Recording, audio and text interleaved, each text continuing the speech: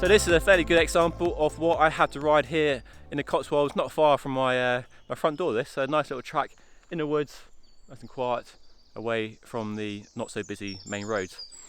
So choosing a gravel tyre, the first thing you need to think about is the sort of riding you're doing and the ratio of off-road versus road, and that will really dictate the tyre you go for.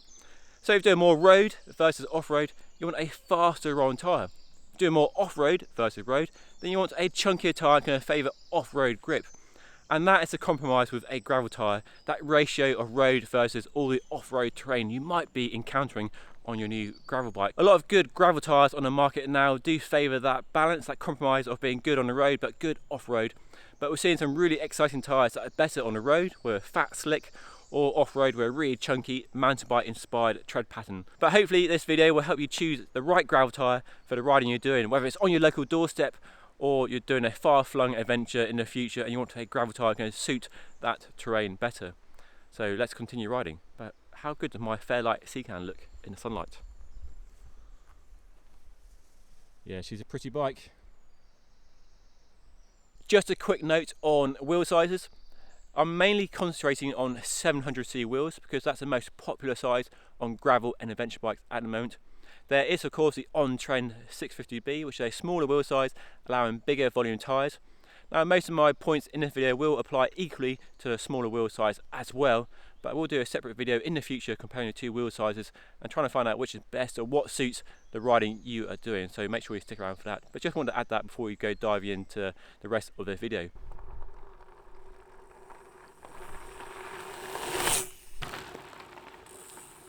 The first really important topic to talk about is tyre width. Basically, how wide do you go? Now some people will tell you that bigger is better, and generally speaking it is. A bigger tyre gives you more cushioning when running at lower pressures over rough terrain and make the ride more comfy and just smoother and more enjoyable. A bigger tyre will also resist punches better because you've got more air volume between you and the ground and a pointy object trying to puncture your tyre and ruin your ride. So bigger tyre, generally speaking, are better. However, the downside of a wide tyre, more weight. So a bigger tyre, more rubber, so it can be heavier. A bigger tyre is also less aero, so if you're doing gravel races and you want to go as fast as possible, you might want to go to a slimmer tyre just to reduce the drag a little bit. I know some people might think I'm stupid talking about aero drag on a gravel bike, but it is a factor at higher speeds. The other thing as well is a bigger tyre can feel draggier, slower on the road or hard pack, although that's more a function of tread pattern than tyre width itself. How wide you go does come down to not only your preference but also what your frame and fork will allow you to fit. A cyclocross frame, for example, will take up to a 35 maybe. A gravel bike will take more in the region of 40 to 45, and some of them very modern gravel bikes like the Open Wide, my Fairlight Seacan and a new Specialized Diverge will take monster tyres really. 50, 55, even a 60mm tyre is fittable on those bikes. Fittable, is that even a word? So yes, the more modern your gravel bike, the wider the tyre you can go. It is a compromise then, but there is a sweet spot, and for me personally, based on my experience, 40 to 42mm is a good tyre width to go for, with a nice fast rolling tread pattern, which strikes a nice balance of being fast on the road and hard pack, but grippy and cushioning off-road when dealing with rocks and roots and rough gravel. So 40-42 is a good starting point. If you're really riding rough, extreme off-road trails, you definitely will want to go wider. If you're riding more road, then you could go narrower, 35 or 37. So there are plenty of options to suit your requirements. So you really need to choose a tyre based on the riding you're doing. As I said earlier in the video, just re-examine the riding you're doing, that ratio of road to off-road, and what your trails are like. For me here, these trails are quite smooth. I can ride it on a road bike with a 28, 30mm slick tyre, but you might live somewhere, the Peak District, where it's really rocky and punches are a bigger risk, so you want a bigger volume tyre, even a mountain bike tyre, as some modern gravel bikes will now accept.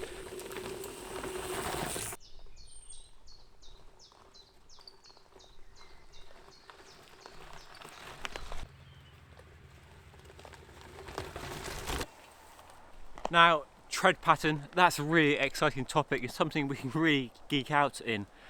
So by and large, tread pattern dictates how much traction you have on any given surface. It's very much picking the right tyre, as I said earlier, to suit your requirements and your terrain. So if you're riding very fine gravel or dirt and a lot of road, you could by and large ride a fat slick tyre. There's some good tyres like the Byway from WTB, a fat slick, which gives you big volume and enough traction if you're not really pushing the tyre too hard, keeping it upright in a straight line and not really going too leery. At the other extreme, if you're riding really challenging, demanding, almost mountain bike trails with lots of roots and rocks and very loose ground to contend with, then a tyre with a more aggressive, burlier tread pattern, so tall blocks, big shoulder blocks, going to give you more traction, more reassurance when you're riding that sort of terrain. Then in the middle between those two extremes of slick tyres and really knobby tyres, we have what we might call an intermediate tyre.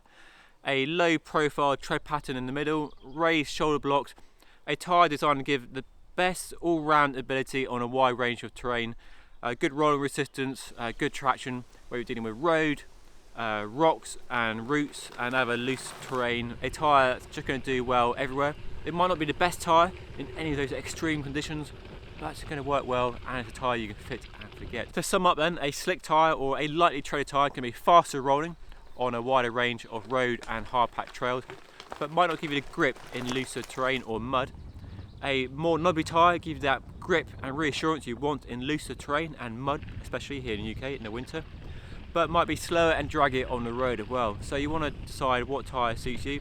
You might have a selection of tyres to suit different conditions, whether you're doing a more road orientated ride or more of an off-road gravel ride or something in between. Or you can choose one of the many excellent all-round intermediate tyres that does strike a good balance between that fast rolling resistance and the off-road grip as well. The WTB Rattler tyre that I'm testing today seems to be a really good tyre for intermediate up to slightly more extreme conditions. So it's pretty fast on the road. I'm not feeling much drag on the road, maybe a bit more than that Riddler or a faster rolling tyre. But when I'm getting to looser trails, it's quite dusty at the moment and some of the corners are a bit blown out and you need a good amount of grip, and that's where the Rattler seems to be excelling, just giving me more confidence in the corners to really lean the bike over in the corners and just get a bit rad in the corners and have a bit of fun and not have to slow myself down too much. Not the fastest rolling tyre. If you're riding more road, more hard pack, finer trails, it might be a bit overkill, and the Riddler, which this tyre sits next to, might be a better choice. So you really do need to examine your requirements, riding style, how much off-road versus road you're doing, what trails you have, whether it's dirt or sand or mud or roots and rocks, and how extreme you want to go as well. That's another big factor. So you might be fine on a slick tyre if you're not going to push the gravel bike too far into the countryside on off-road trails, but if you want to get into the remoter trails, more demanding trails, and do some mountain bike trail riding, then you're going to want a beefier tyre just to give you that extra grip. So yes, there's a lot of things to consider when choosing a gravel tyre. You've got the tyre width, tyre volume, and the tread pattern as well, and those are both two key important factors when choosing a tyre. And as I've said many times in the video, it's a compromise and it's really choosing what suits the biggest range of riding terrain styles you have in your area or wherever you're riding. So hopefully some useful advice to you to try and steer you in the right direction, because there's no right or wrong. So don't be afraid to try different tyres and see what works. You might find a tyre that just gives you that the Goldilocks of the best all-round ability. So don't be afraid to try different tyres, and hopefully this might help you. Anyway, onwards.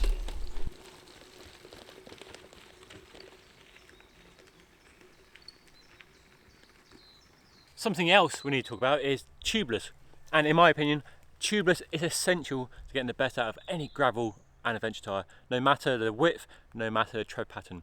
You need to go tubeless. And I think most gravel tyres on the market now are tubeless. I don't think there can be many that aren't tubeless and are clincher only. So the benefits of tubeless, I know it's a bit of a faff to get them installed sometimes with compatibility issues with certain tyres and rims, but once they're set up, they offer fewer punches, and that's a good thing when you're riding off-road in the middle of nowhere, and it means you run lower pressures, and that means you benefit from more comfort and more traction. So it's really worth persevering with tubeless in a gravel and adventure bike setting, and that really lets you get the best out of any tyre. Lower pressures are really the key to getting the best out of your tyres in terms of traction and in terms of comfort. So tubeless, you definitely want to go tubeless, and that's something to consider if you're new to tubeless and you're not really sure what tubeless is all about. That's something I need to explore in a further issue. There's loads of videos and loads of how-tos on the interweb, so you can go and check out tubeless, but it's definitely worth persevering with tubeless, and I think, like I said, most gravel tyres are tubeless ready these days, and most gravel bikes are sold with tubeless ready rims, so you don't really have any excuses to go tubeless to unleash the benefits of these new tyres. Anyway, I thought it worth adding that to this video just because it's so important to get the best out of your tyres. But let's continue riding and find some more sweet gravel.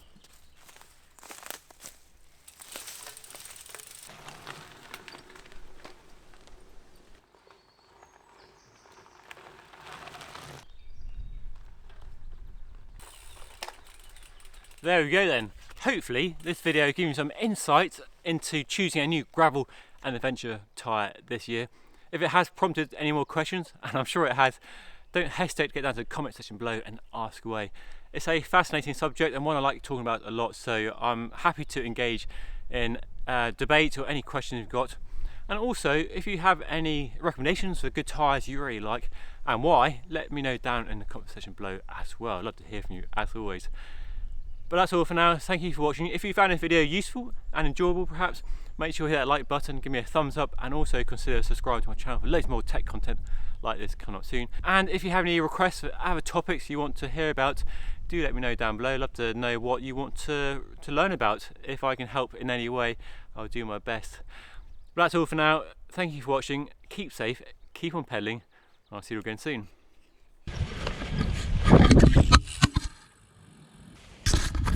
Oops.